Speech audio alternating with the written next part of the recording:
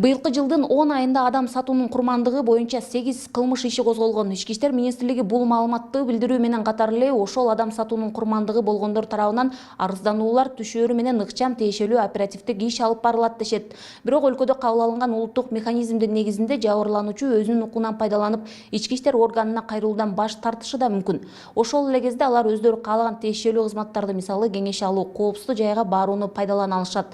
Адам сатуунун курмандыгы болгондордун арасында сексуалдык эксплуатациялоо жана балдарды сатуу фактылары да бар. 8 козголгон иштин ичинен 3 кылмышы бул сексуалдык эксплуатациялоо боюнча, бир иш бул деген эмгек миграциясы боюнча, эмгек эксплуатациясы боюнча козголгон иш. Анан калган 4 иш бул деген жанагы ымыркай менен жаш четелек балдарды сатуу боюнча да. Бүгүнкү күнү өзүңөргө белгилүү болгондой 1 декабрдан жаза кодекси менен кылмыш кодекси жаңы редакциясына күчү кирди. Ошол себептен эң жакшы нерсе бул Генеральный прокуратура тарабынан, ошондой эле Ички иштер министрлиги тарабынан биргеликте демилге кылып, бүгүнкү күнү адам сатуу курмандыктарына өзүнчө берене болгону менен дагы балдарды сатуу деген да берене кирди да жаңы. Трафикти токтот долбоорун алкагында адамдарды сатуунун курмандыктарын кайра жиберүүнүн улуттук механизмин ишке ашыруу үчүн жооптуу болгон тиешелүү кызматтардын бир аянтчада сүйлөшүүсү жүрдү. Анда биргелешип иш алып баруунун маанилүүлүгү айтылды. Акыйкатчы институту бул көйгөй менен иш алып барууда 10дон ашуун кызматтардын иштөөсүн белгилөө менен ички иштер органдарына өткөрүлүп берилген фактыларга токтолду. Өткөн жылы мына ушул Ош шаарынын дачалар участкасы бар. Ушул жерде бир үй бүлөнү ушул жерге үй бүлөсүнүн балдары менен мал бактырып иштеткен фактылар келип түшкөн.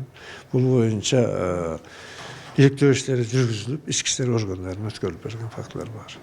Адам сатуунун курмандыктарын аныктоо, жабырлануучулар менен жүргүзүлө турган иштерди талкуулоо жана иш мерчемдерди түзүү бүгүнкү жыйындын аткара турган иштери болду. Биргелешип жасалган жумуштун натыйжалуулугу маанилүү дешет уюштуруучулар.